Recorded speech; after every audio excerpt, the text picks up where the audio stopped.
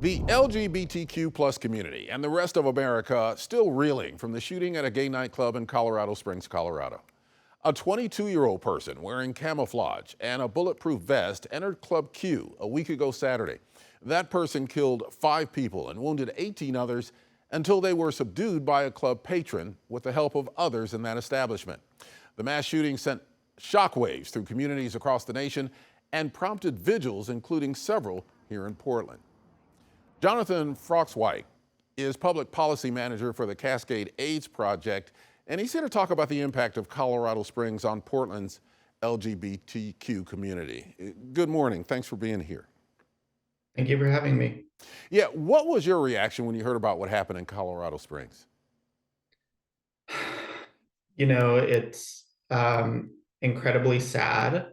Um, we were obviously heartbroken, but what's sadder is that it's not surprising given the climate for transgender and other LGBTQ people in this country right now.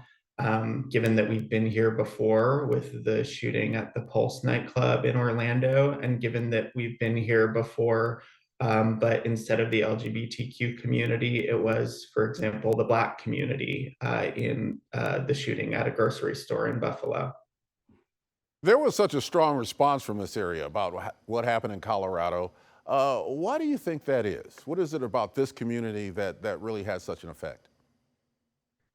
Oregon has one of the largest LGBTQ communities in the country, and I think all of us understand that that could have been us. And in fact, that community is our community. We're united nationwide. So I think we feel a strong sense of solidarity with LGBTQ communities, regardless of where they are. Is there fear or apprehension in Portland's LGBTQ community, including so-called safe places like maybe the Q Center, Pride Northwest, or even your organization, the Cascade AIDS Project? Well, look, the threat of violence hangs over us all. That's the purpose of anti-LGBTQ hate crimes, is to scare and suppress our community. Um, we Before this shooting and after this shooting, we have to overcome that fear of violence just to go out and have fun and be with our community. And we're not going to be intimidated. We're going to continue to do that, continue to live authentically. You mentioned this earlier in our conversation, but how much did you think about the Pulse nightclub shooting in Orlando in 2016? 49 people were killed in that incident. Personally, I thought of it immediately.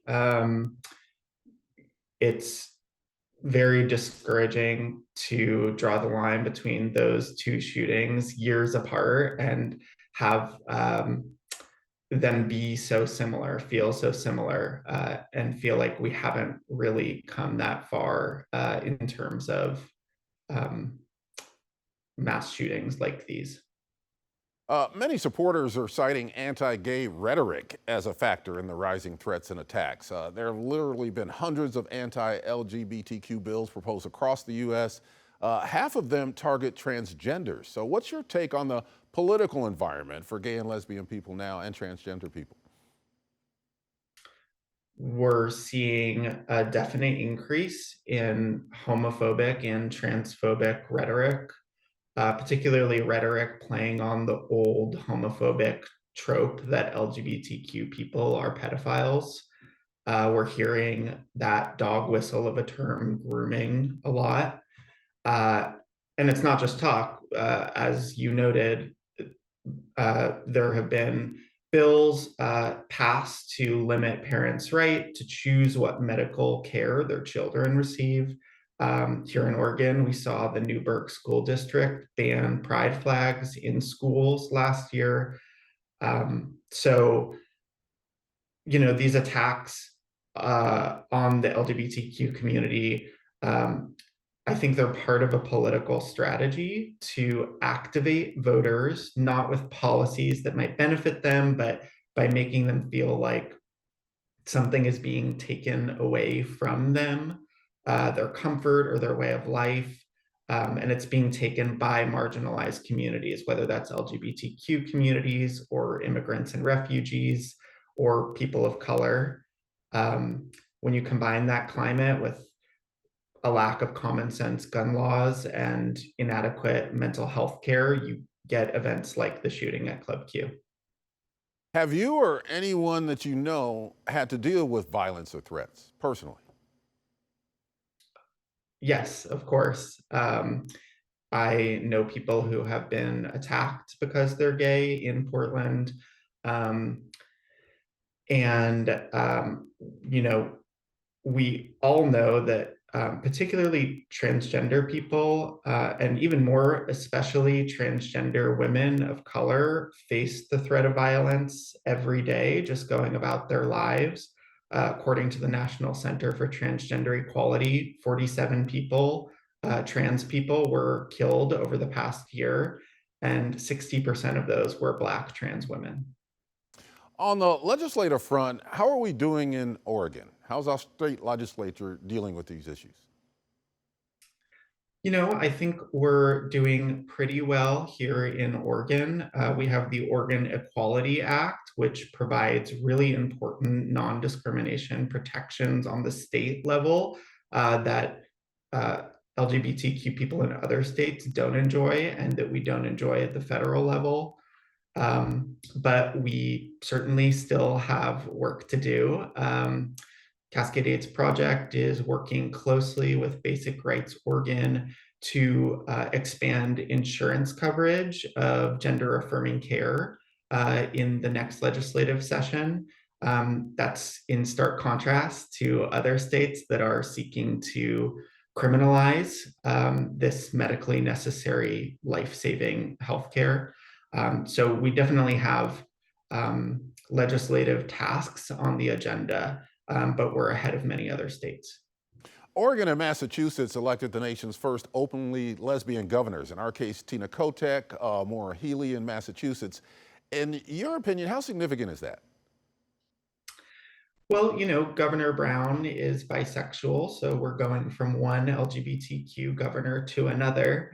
But it's certainly meaningful, I think, for the lesbian community to have that representation at the head of Oregon government. I want to note that identity is not solidarity, meaning that just because an elected official is LGBTQ doesn't mean they'll um, enact policies that benefit LGBTQ people once in office. But Tina Kotek has proven herself as Speaker of the Oregon House to be a champion for the LGBTQ community. So we expect to have an ally in her as we advocate for pro LGBTQ policies. We've only got about 40 seconds left here, but I want to, since you're with the Cascade AIDS Project, is HIV/AIDS still an issue in Oregon? Are we still seeing people who are coming down with this? Yeah, thanks for the question. The HIV epidemic in Oregon and beyond is not over. And if you think it is, it's because you're only looking at the most privileged groups affected by HIV. The HIV epidemic is less visible because it's becoming concentrated among marginalized communities. So, for example, Black people in Oregon are 5 times more likely than white people to become infected.